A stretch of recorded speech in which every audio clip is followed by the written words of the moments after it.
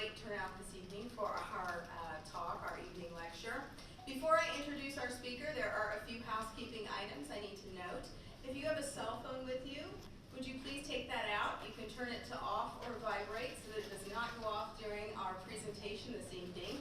And if you are a Facebook social media person or a tweeter on Twitter, feel free to share that with your friends and family this evening. We are on both of those social media channels, so just search for Kansas City Archives, and you will find us, and we'd love it if you would tag us. In addition, this evening, you might have noticed that we do have additional lights and cameras tonight. We have C-SPAN American History Television with us this evening, filming our program as they are in Kansas City this week. Please keep an eye on your local cable listings for the future air date in early December. And with that being said, tonight it is my pleasure to introduce David W. Jackson. For those of you that aren't aware, David has been with us twice previously, and we're thrilled to have him back with us again tonight. He is the director and archivist of the Orderly Pack Rat and Historical Research and Consulting Service he founded in 1996. He has more than 40 years of experience in personal manuscript collection, which is quite impressive because I think he's only about 41 years old. His childhood hobby of genealogy, which he initiated at the age of 11, became the catalyst and inspiration for his career as a professional archivist. He graduated magna cum laude with a Bachelor of Science degree in Historic Preservation and Archive Studies from Southeast Missouri State University in 1993 and is the author and publisher of several books. Tonight, he will sign copies of his book that he's going to discuss after the program, and he will take your questions at the end of his presentation. Please give a warm welcome to the podium to David W. Jackson.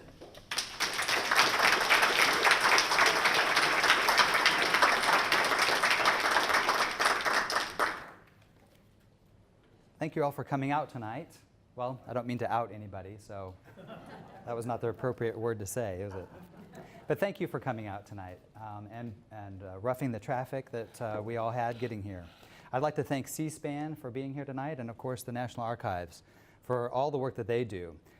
Kimberly was right. I have been doing genealogy since I was 11 years old and have been coming to the National Archives since I was that old. My grandparents would drop me off here, let me do my thing, and then came back for the next round. So tonight is Changing Times, one of my newest books. It's an almanac and digest of Kansas City's Lgbtqiayt history. We'll talk about that acronym in just a few moments. We'll get busy here. A little bit about me. Kimberly mentioned my background a little bit, but I have been an archivist for more than 20 years. I'm actually 48, so I was 8 years old when I got into this. Would rather sit inside and listen to my grandparents talk than go outside and play with other kids as a child. So that early interest in history and family history led to my career as an archivist. When I was in high school, I took the aptitude test to tell you what you want to be when you grow up. And I was supposed to be a forest ranger or an archivist, and I did not know what an archivist was. I really wanted to be a forest ranger, so I think I answered the questions right on those tests. But looking back, both of those careers are about saving paper and saving trees in one form or another. So I'm just a little saver, a little pack rat, and I'm an orderly pack rat, which is the genesis for my, my long-held business and my website. If you'd like to know more about me or my work, you can go to orderlypackrat.com. Enough about me. And now to Changing Times. Changing Times is a decade-long project. I've been working on this for 10 years. The first edition of the book came out in 2011 after I worked on it for about 5 years, and then immediately started working on this edition that's out now, the second edition. It is now 414 pages. It's literally a doorstop. You can see how thick it is here. So if anybody needs a doorstop tonight, that's a $20 doorstop. Pre-signed books. The books are free, but the signature costs $20. The most interesting part that I have found in the book that most people resonate with is the bar census, I call it. What I've done is study all of the LGBT sites, mostly bars and nightclubs that have existed since the 1930s. And they're all listed as an appendix in the back because that's one of the first things that people will talk to you about when they remember their youth and coming out. And so those are indexed by name if you can remember where you went out. in those days, or they are by address as well. So if you know that you went to a place on 17th and Grand, you can look it up in the book. And I'm going to walk you through a website that I've designed as well. Someone asked me earlier how many books that I've put out in the last 25 years, and I usually just say, oh, about 12 or 13, and I've counted them on the website recently, and there's almost 30 titles that I have worked on myself or with others and helping to get local Kansas City history out there and really pressing for its preservation. Changing Times seeks to do many things. First, I'm documenting Kansas City's long, colorful Lgbtqiayt history. I provide a succinct timeline or an almanac of our history, sharing feature articles when they're available. Most of them so far have been written by myself, but I'm always twisting arms to try to get people to write about their history and their stories, and I'll hammer on that again as well tonight. It's also the first published ever comprehensive bar listing that I mentioned earlier, and that's pretty significant. That 20-page portion of the book has taken the majority of my time over the last decade, believe it or not, trying to find out when these places originated and when they went out of business and all of that. And they go back to the 1930s, as I mentioned. I feature heavily the GLAMA collections and encourage donations to GLAMA. For those of you who don't know about that, that is a collection strategy that I helped to co-found in 2009 to collect gay and lesbian history of the Kansas City and the region. And those collections are now housed at UMKC, the University of Missouri at Kansas City, at the Volker campus in the Plaza area. If you go to the Miller-Nichols Library at UMKC, you can go there anytime throughout the week and check out these GLAMA collections that we've been assembling. And they're pretty fantastic, and they have assembled pretty quickly in just the last few years. We're really happy to now have a place where people can clean out their closets, if you will, and donate materials that relate to LGBT history as it pertains to our area. And those materials are becoming useful to people like me who want to do books on local history or documentaries. This book also praises Phyllis Schaefer, who was the proud mother of her gay son, Drew Schaefer, who became Kansas City's preeminent gay activist. We have a long, rich history that goes back to the 1800s, the early 1800s.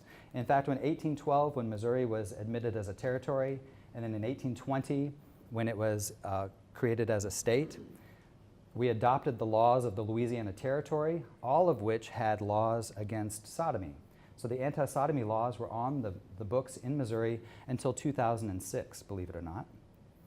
In 1826, when Jackson County was formed, and for those of you watching, Kansas City is in Jackson County, and we have been around since 1826. Just 2 years later, the United States Criminal Code started using the term crimes against nature in their wording, and those same wordings and same jargon made it into the laws on our local books. In 1835, the town of Kansas was founded. And for those of you who live here in Kansas City, I'm sorry for those of you who are watching and don't know about this history, but at the foot of Main Street, First and Main, there's a walking bridge, and you can see it here in the top right corner of your screen. That, if you walk across the bridge towards the Missouri River and look back towards Kansas City, you will see what you're looking at in the bottom picture, and that is a railroad, but then the bluff is right behind it. And along that bluff is the origins of Kansas City. That's where Kansas City was actually founded in 1835. And the foundations of those 1835 structures are still there, preserved because of the railroad easements that have saved that piece of property. So it's a fantastic area, and it is the birthplace of Kansas City. Because tonight we're talking not just about gay and lesbian history, but we're talking about history, Kansas City history. And there were people who were LGBT, believe it or not, as early as the 1830s. They might not have had the words to describe it, but you can guarantee that they were here. By the 1850s, and this is a reminder that Kansas City was at the western edge of the United States for a quarter of a century. From the 1830s until 1855, we were at the edge of the United States. Just a few blocks west of here, where Missouri state line is, there was nothing beyond it at that time, except what they called the Great American Desert, or Indian Territory. And so for 25, 30 years, we were at the edge of the United States. By 1859, that little town of Kansas at the river had spread south to become the city of Kansas. Not yet the Kansas City that we know today, but it was the city of Kansas. and the laws of the Kansas Territory and of the city of Kansas all included not only those anti-sodomy laws, but they included laws against what we would call today cross-dressing. I'm going to read a little segment of the revised ordinance of the city of Kansas from 1860. Think about this. Whoever shall in this city be found in any dress not belonging to his or her sex, or shall make any indecent exposure of person in any public place or in any other place, to the annoyance of any person or persons, or be guilty of any indecent or lewd act or behavior, or shall exhibit, sell, or offer for sale any indecent lewd book, picture, or other thing, or shall exhibit or perform any indecent, immoral, or lewd play or other representation, shall be deemed guilty of a misdemeanor. So these things tell me that as early as the 1850s, that kind of stuff was going on. We had cross-dressers in Kansas City as early as these earliest days of the pioneers. Men were dressed as women. Of course, there were gay and lesbian people here. And I will tell you that many of the images in this presentation and in the book are pictures that I've collected over the years off the internet. And also we've used extensively Glamis collections that have been donated by people like you. In 1860, Walt Whitman produced Leaves of Grass. So why is that in Changing Times, in this book about Kansas City history? It's one of several entries that I've included to add context for national and regional history, because the people living here in Kansas City were definitely affected by Missouri events and, of course, national events. So I wanted to give context here and there of events that took place across the country and across the world, actually. So that's just one example, and I put that in here for that mention. In 1869, Homosexualitat, for those of you who speak German, I'm sure I mispronounced that, but it was first printed in 1869, that word. So there are a lot of firsts in Changing Times, and that was the reason for putting this in here. In the index to the book, and I've got my little note there for page 402, there are a page and a half of just firsts. Not just firsts in Kansas City, but firsts across the country. So if you're interested in, let's say, the first gay pride parade, or the first gay novel, the first AIDS diagnosis reported in Kansas City, the first time that heterosexual, the word, is used, the first Heart of America Sunday football league game.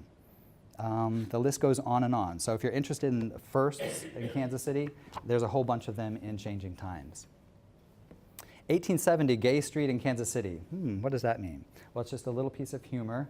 My ancestors moved to Kansas City in 1869 and they lived on Gay Street. So there must be some reason why I turned out the way I did.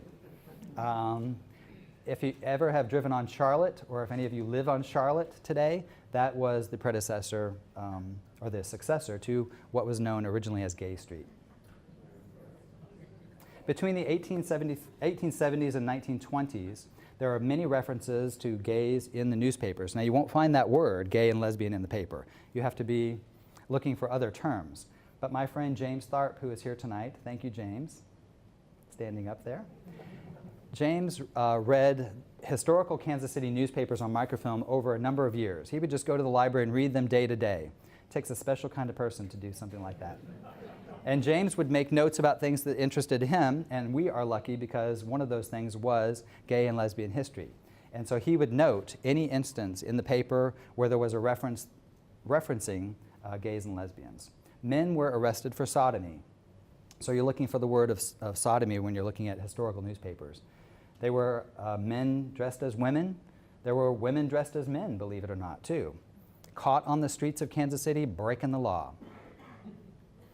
There was even one instance of a husband and wife who swapped their garments, and they were found out as well and taken into the courts, and they made it into the newspaper. Whites and blacks were arrested equally without discrimination. Most were sent to the workhouse in Kansas City to work off fines that they couldn't pay. The fines were pretty steep. The workhouse building still survives today, too, by the way, in the 18th and Vine district. It's kind of a shell of a building today, but there are dreams and hopes of restoring it to an event space. But that beautiful building is still there today. Some were sent to the Missouri State Penitentiary. Others were sent to Fort Leavenworth. And there are records right here at the National Archives that deal with the Fort Leavenworth Penitentiary. And so if anybody is interested in digging into those records, they're located right here. The laws were many against people like us. And I'm going to read just a few because in the 1880s, the Kansas City Star, our local newspaper, summarized all of Kansas City's then current ordinances. And I pulled out some of them. You'll see some of the thumbs on these people, particularly women, I'm afraid. Anyone appearing in dress not belonging to his or her sex, we've heard that. Any female of lewd character frequenting saloons. An improper dress not belonging to one's sex. Indecent or lewd dress is worn. Occupying rooms for purposes of prostitution. Permitting girls under the age of 17 to remain in a bawdy house without notifying the police. A bawdy house was a house of prostitution. Any vagrant, a person as an inmate in a bawdy house, a person or a keeper of a bawdy house, a vagrant, a male procurer, or a pimp, or keeper of a bawdy house. I thought it was interesting that in 1882, the word pimp was in the newspaper. So there are all kinds of laws that are summarized. There are more of them here in Changing Times from the 1882 newspaper. So there was this activity going on that indicated the need, supposedly, for these laws to ban the behavior. New terms started to enter into our lexicon, of course, over time. We have the first use of the word lesbian in 1883, bisexual in 1892, heterosexual also in 1892. Even our President of the United States used the word sissies and mollycoddles in the 1913 publication of the Boy Scouts of America publication. Thank you, Teddy.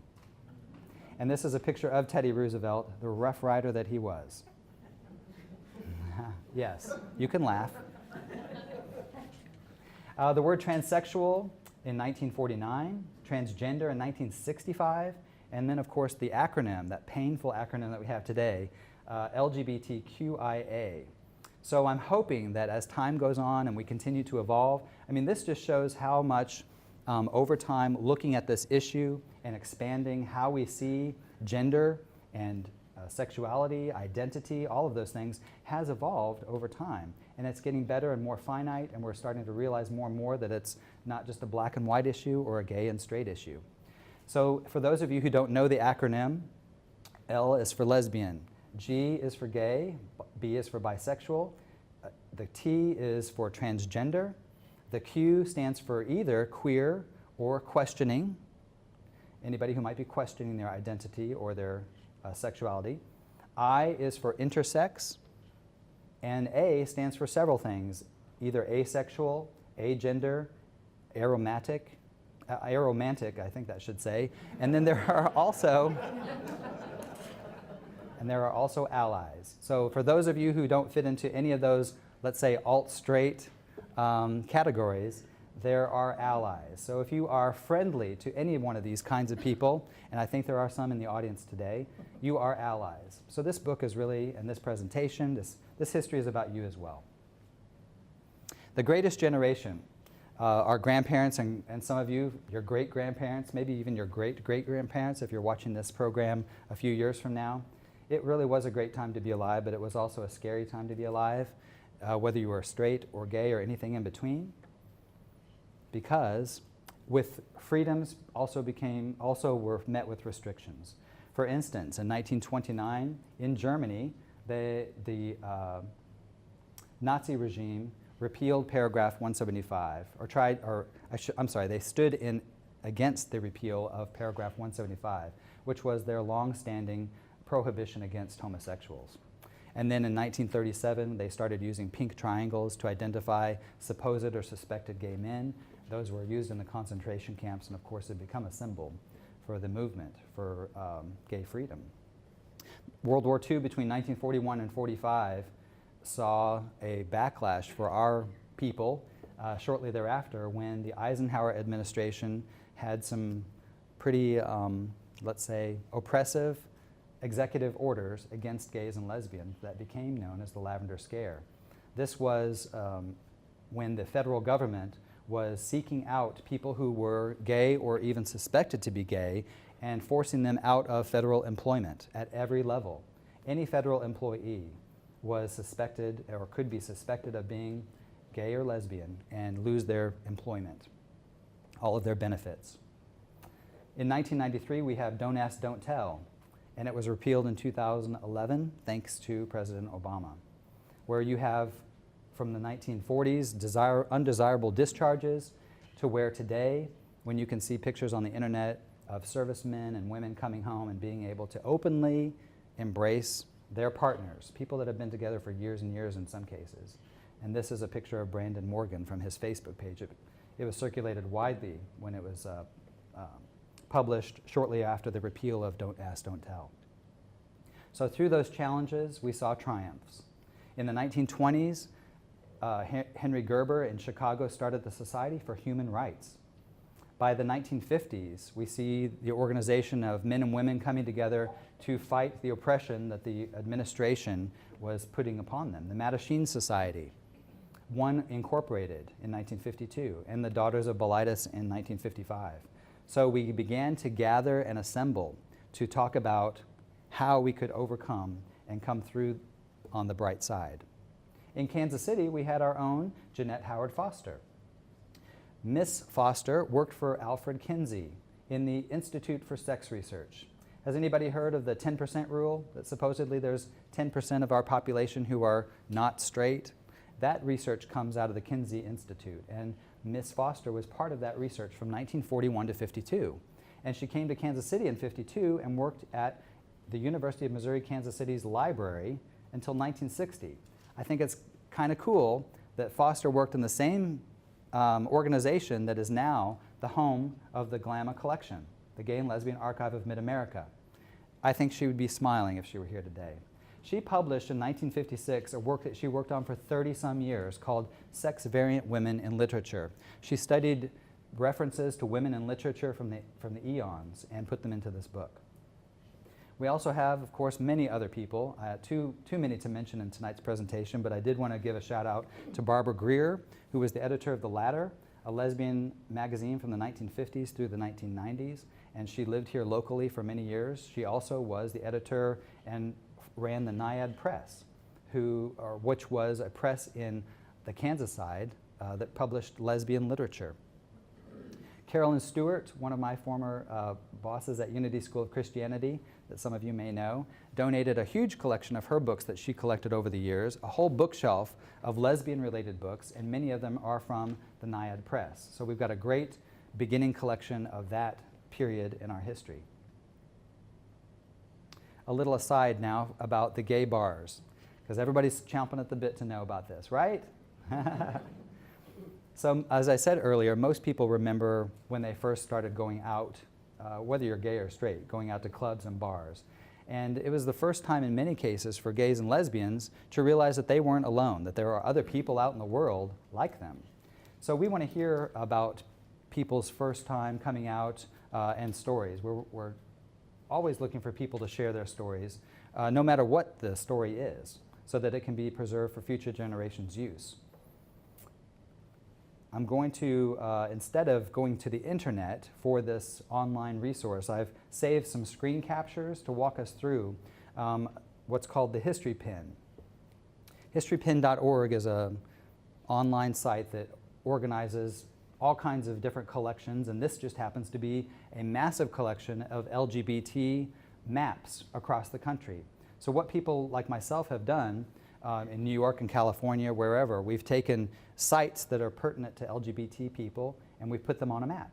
So I've done it for Kansas City, and right now there are more than 150, almost 160 pins in this collection that I'm going to walk you through now. This is the main page of historypin.org. So if you go to historypin.org and you'll see that, click on the little search screen and type in Kansas City, and this collection called Kansas City's Lgbtqiayt History will come up. Can everybody see that okay? Basically what you see on the left is a map of the area, and on the right are different pins for sites. And as you click on the map and get smaller and smaller, the sites on the right-hand side change. And I'm going to walk you through that. So you can you might not be able to see it, but in this view, there are 162 pins in the Kansas City area that we've entered. This is a screenshot of the map as we've zoomed in a little bit more. And you can see from the river at the top of the map all the way down to about the plaza area at 47th Street, you can see little groupings. 35 sites in the downtown loop have significance to LGBT history, and 26 right where we are in the Crossroads district, 48 in Midtown, and about 22 near the plaza. And then, of course, if you continue to zoom in on the map, you see the pins start to spread out a little bit. And you see some of the things on the right-hand side start to appear a little clearer as well. This is a view of 36th Street to 39th Street between Broadway and Main. And you can just see a loop if you go around that outer edge and see that over the last, you do the math, 1930s to today. I'm the historian, not the math major. Lots of places have occupied spaces just in this one area, in this loop. I'm going to zoom in a little bit more. And you can see this area between 37th Street, a couple of places that are still open today. One called Sidekick Saloon. Anybody know it? Come on, y'all. Some of you. And next door is Buddy's. Two places that have been in existence for a long time. Each of them get a pin, and they're on the map. Now, you see a picture here of Buddy's that doesn't quite look like it does today. This is an historical image that was donated to GLAMA. Somebody actually went around in the 1980s and took pictures of all the gay bars. So we have those in GLAMA, and we've put them in the history pin so that when you're looking at the picture that comes up on the screen, there's a scroll bar at the top. And if you scroll that bar, the historical image fades away, and the present day picture, or what it looks like from Google Maps, Google Street View, comes forward. So this is Google's little mobile that went by and took a picture recently of that site. I'm going to walk you through another site too. Right here is Sidekick Saloon today, right next door to it. And if I click on a picture, you can see how I'm sliding the slider. The pictures are kind of fading one over the other, and then you see a picture from the 1980s. Hasn't changed a whole lot, has it? From today to then. Then and now, Kansas City, LGBTQ history. On the Kansas side, I've given an example of a place called Birds of a Feather. Also at one time was called Pete's. A little indiscriminate building here, a lesbian bar downstairs and the gay bar upstairs. Anybody remember it? Show of hands? Lots of you, good. We zoom in on the historical picture. This is what it looked like in the 1980s. Sliding the scale up above it, and this is what it looks like today. The building still survives.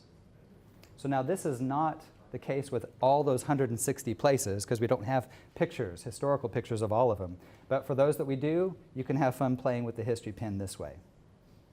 You can also, at the bottom of all of these pins is an opportunity for each of you to record your memories, to record a thought. If you went to Pete's or Birds of a Feather, and Pete, by the way, was a lesbian. I found that out the hard way. You can enter a memory. Enter something that you remember about the owner or people or just going there in the comment section, and your memory will be recorded live and online for others to see and learn about into the future, I hope. So that was the purpose of converting this one small section of Changing Times to an online resource for you to use and learn about. And hopefully we can learn from you as time goes on. The oldest establishments I found were from the 1930s. There was one called Dante's Inferno. Anybody remember it? No, I didn't think so. There was a place called Dante's Inferno downtown that had a feature performer called Mr. Half and Half. He was dressed, split down the middle, a groom on one side and then a bride on the other. So he had a flowing white dress on one half of him and the other half was the groom. I would love to have seen the act. In the 1940s, Jewel Box Lounge started, and we don't believe that Jewel Box started in 1947 as a gay and lesbian bar. It wasn't until 1957, actually, when Femi Mimics were the feature performers at the Jewel Box. How many remember the Jewel Box? Yes, a lot of you intimately remember the Jewel Box. That was the first year that drag female impersonators were introduced at the Jewel Box Lounge. And there's a great collection of materials at GLAMA from a former cocktail waitress who worked at the Jewel Box and saved things over the years. And I met her when she was 96 years old. I think she's 106 now. She donated her little collection of memorabilia that she collected about the Jewel Box to Glamma. So it's there for you to learn from and enjoy.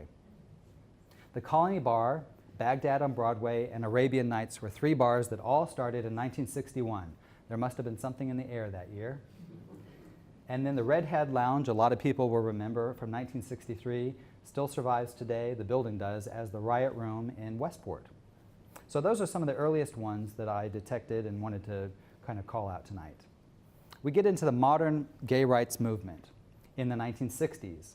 And the common lore about gay and lesbian, modern gay rights movement rather, is that it started with the Stonewall riots in New York City in 1969.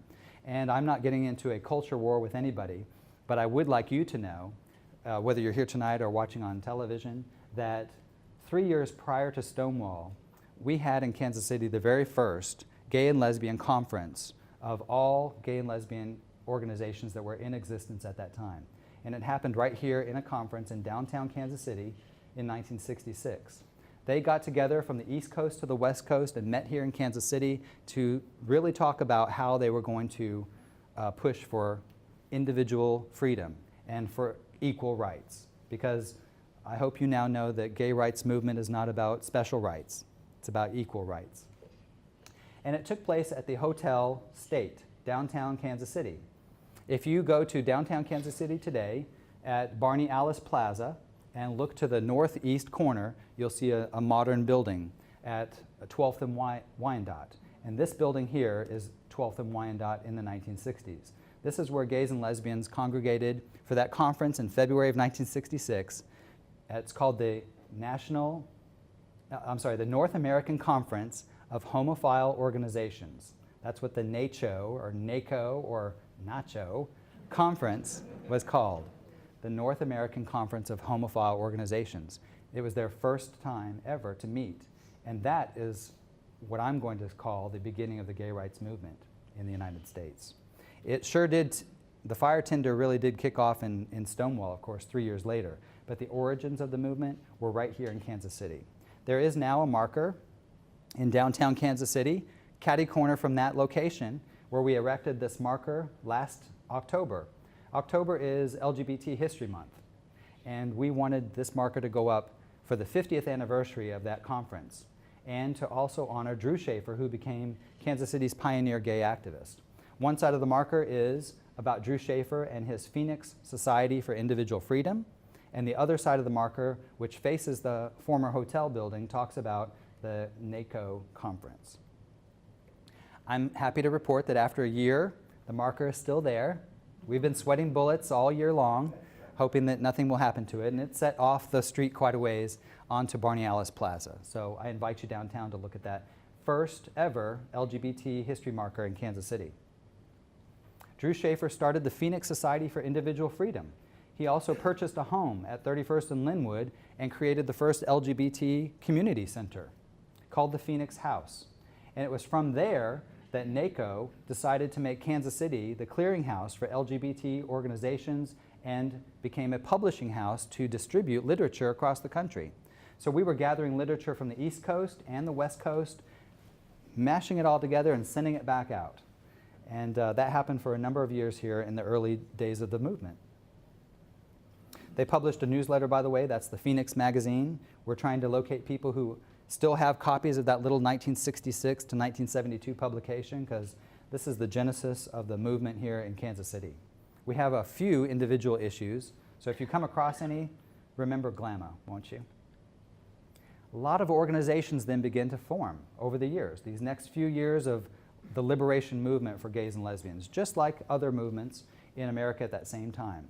We have the Women's Liberation Union, and this is a sample of their 1973 newsletter. Volume 3, number 4. So we know, we can backtrack when that organization kicked off their newsletter by that indication there. And this is from a donation to the Glamma Collections. A lot of organizations began to form to help people with social things, just for social activity, for equal rights, for women's rights. In those early days, I will tell you, and it's the subject of a whole nother night and a whole nother book, that gays and lesbians did not get along quite well in those early days. And it took the AIDS epidemic to bring them together as time goes on here. These are just some more organizations that were formed over the next few years.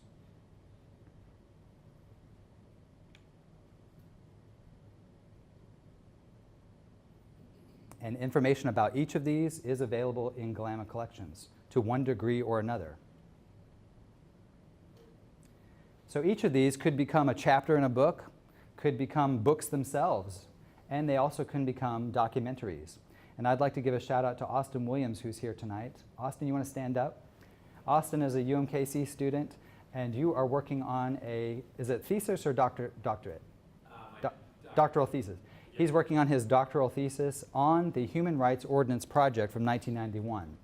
And I would like you to stick around afterwards if anybody's interested to find out more from Austin about this really important chapter in Kansas City history and indeed LGBT history, because it is an historic moment in not only local but national history. So thank you, Austin, for the work you're doing, and we'll look forward to your documentary that will hopefully be included as part of your college coursework, let's call it, right? Yes.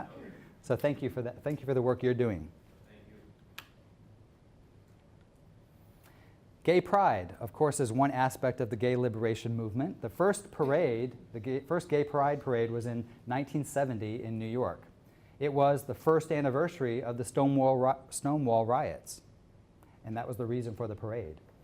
This is, of course, another image I got and paid for off of eBay, actually. I thought that was a fantastic picture. Think love. Can you just see it there from the 1970s? And our first parade in Kansas City was in 1974.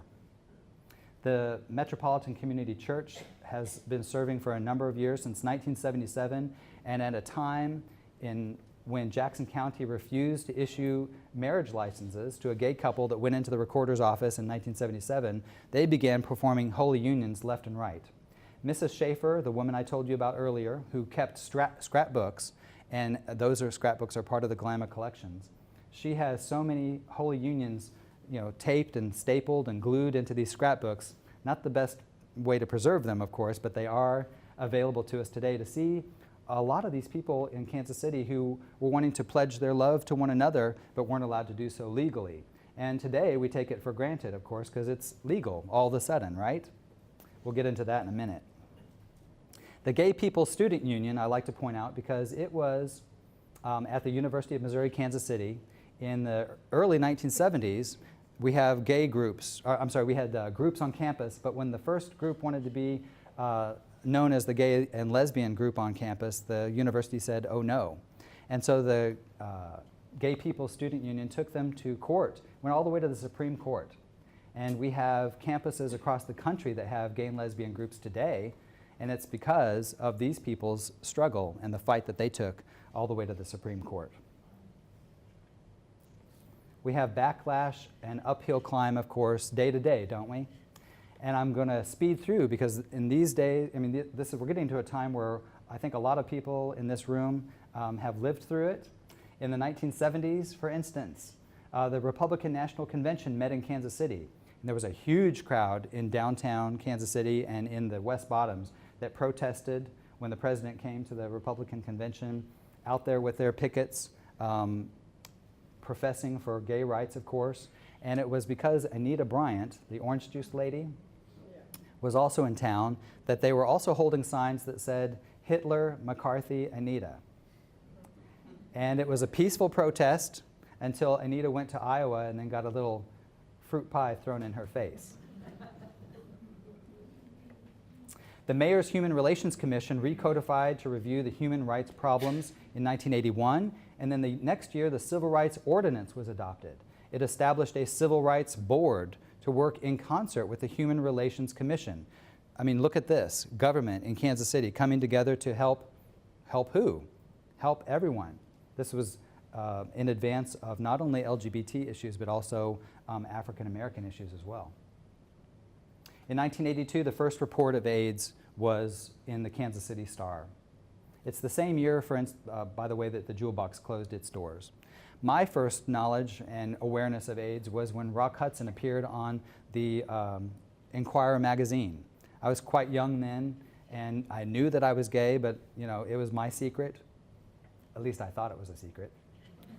But this introduces the entire episode of the AIDS epidemic, that if you're living in this room and lived through it, you have stories to tell, and nobody yet has recorded local personal stories of what it was like to live through this time period. So we're looking for people to really help us understand when we read about how there was panic and fear of not knowing what was causing this in the early days of this pandemic, what became a pandemic, I should say, and just to know how you lived through it and what it was like for you to lose and have that loss in your life.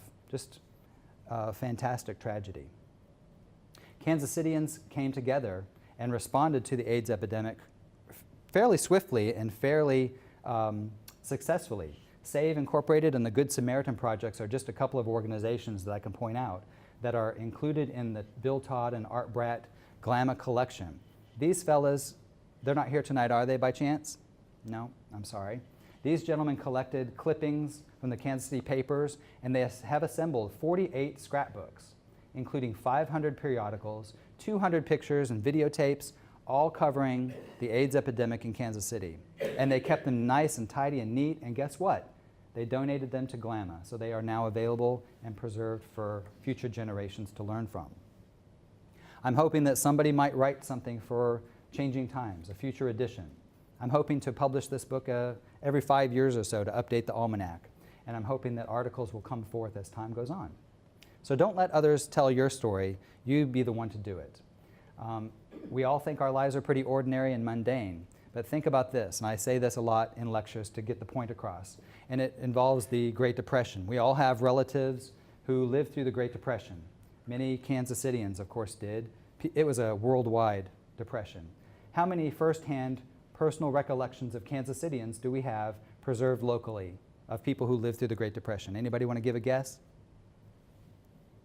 100? 50? We have one that I know of. So all those people that went through the Great Depression in Kansas City, only one person that I know of has written about it and donated it to a public archive. And it's because I twisted her arm to do it. Don't make me come out there and twist your arms for these stories. So we are always looking for donations to the Gay and Lesbian Archive of Mid-America. I've got happy faces and I've got sad faces as we go along in these next few years. This is in 2003 we're getting up to. That seems like so long ago, does it not? A decade ago, maybe? Has that 10 years already? I'm not the mathematician, as I said. But we have in 2003 the creation of the Gay and Lesbian Chamber of Commerce in Kansas City. Mid-America Freedom Ban in 2003. The sodomy laws that I mentioned earlier from 1812 were taken off the books in 2006. I'm sorry to say that in 2004, Missouri was the first state in the Union to enact a constitutional amendment prohibiting same-gender marriage. Not very good moment in our history, but that's all been turned around. When we started looking into creating Glamma in 2009, we went to KU on the Kansas side and talked to Tammy Albin, who had created Under the Rainbow, an oral history project for gays and lesbians in Kansas. And she was our motivation to get Glamma created on the Missouri side. The first Latino Gay Pride Festival was in 2009. The first gay marriage announcement in the Kansas City Star, an historic moment, just like tonight, rather, is an historic moment, because I don't think before we've ever had a program like tonight. I don't remember one, and it might be because this is the first book on this topic, but the first gay marriage announcement in the Kansas City Star, which started in 1880, and it wasn't until 2009 when they had the first gay marriage or same-gender marriage announcement. And the Star had to rewrite their editorial policy for that announcement that is pictured and it's reproduced in Changing Times. Today we might take things like that for granted, but just a few short years ago, it was not a possibility. The first gay Kansas City trolley tours were in 2010, and in 2011, UMKC ranked 5th on Newsweek's gay-friendly campuses. I love that because you remember just a few moments ago when we were in the 1970s and UMKC was not allowing gays and lesbians to have their group on campus, and now all of a sudden, in 2011, they're the 5th friendliest campus in the country. I love that. I love how we've turned that around. Vice President Biden in 2012 became the first highest-ranking American to officially endorse same-gender marriage. 3 days later, President Obama expressed his turnaround on that subject. You know how he had to come along, and it's the same struggle that many people have had and hopefully are still coming around to. A really fantastic example for all of us. Out Here Now film project is in its 14th year as of 2013. Lots of Supreme Court cases were coming up in the late part of the first decade of the century. That seems like so long ago, doesn't it? Hollingsworth versus Perry, invalidating California's Prop 8. U.S. versus Windsor, Edie Windsor. DOMA defining marriage between one man and one woman, unconstitutional. After all those attempts, and Missouri becoming the first state to say it was law across the state, invalidating that proposal. Melinda Ryder was the first Mary Princess, 2013. And we'd like to introduce her to recognize you. Thank you for being here tonight. You guys are great fundraisers and supporters of our community, so thank you for what you do.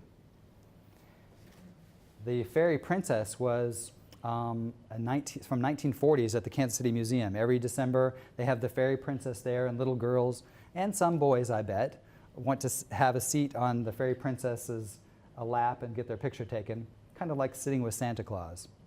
And in 2013, we got to sit on the Mary Princess lap. Phoenix Newsletter started in 2014. The Phoenix Newsletter is an insert in the Kansas City Star's publication called Ink. Anybody ever picked up Ink off newsstands? Inserted in the first issue each and every other month is the Phoenix Newsletter. And this is Kansas City's LGBT newsletter. Things that are going on in the community, and I have been writing the historical or heritage piece for this publication that comes out every other month.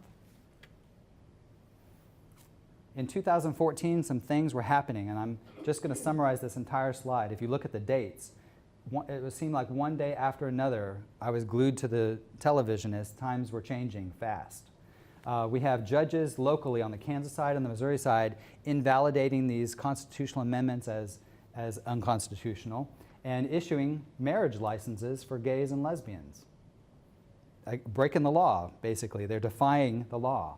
In St. Louis began issuing marriage licenses on November 5th in 2014, and Jackson County, where we are today, 2 days later started issuing marriage licenses to gay and lesbian couples 6 months before the historic landmark decision of Obergefell and Hodges, the marriage equality law. Anybody remember sitting at the television that day just waiting for the person to run out of the Supreme Court building? I was there watching.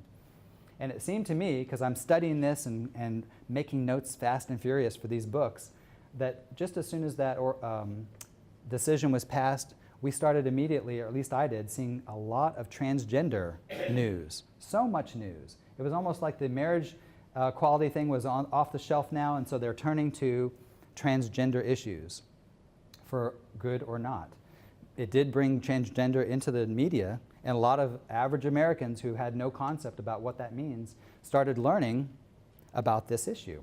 We also had a voice piece or a moniker in Caitlyn Jenner, lover or hater, as someone to see as a transgender. Then bathroom bills and religious freedom laws were starting to be pushed on books across the states. And they're still being promoted state by state, making their way to the Supreme Court. But some good news I mentioned earlier. In 2016, we erected Kansas City's first LGBT-related history marker in downtown Kansas City.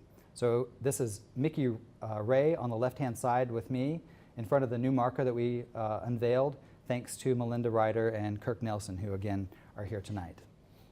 Looking a little differently tonight. And then 1 year after that decision, I was really pleased to be in Hallmark. And Hallmark is a Kansas City institution. It's been here since 1909. And to be looking at the card rack and seeing anniversary cards for gays and lesbians. First time ever.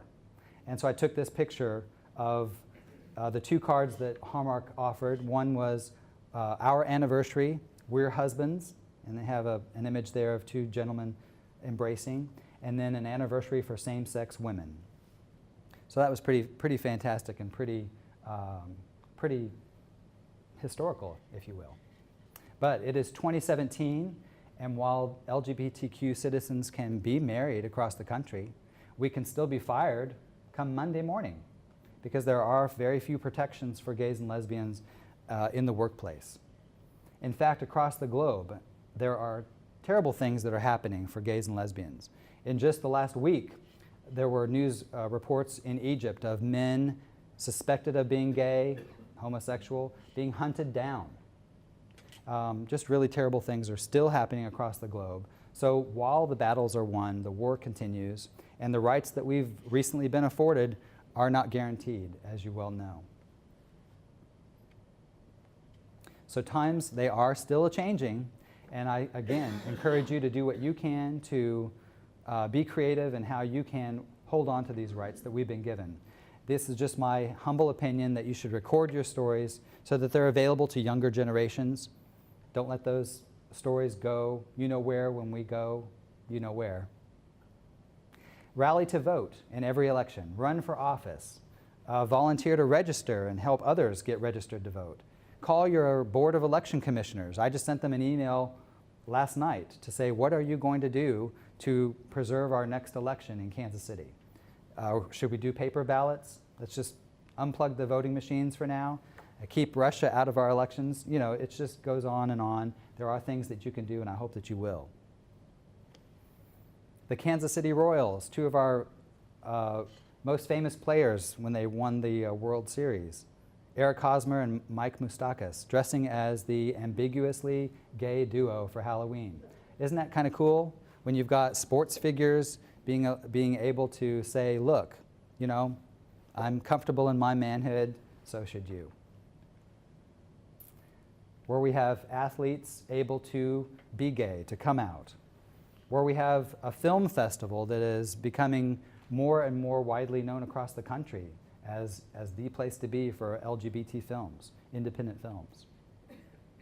So this is wrapping it up, just a little bit about the history and the activism that I've had since 1994 when I started out as a newsletter editor for a little Unity Church of Overland Park newsletter for their gay and lesbian group that they had way back then when I was probably 13 or 14, right?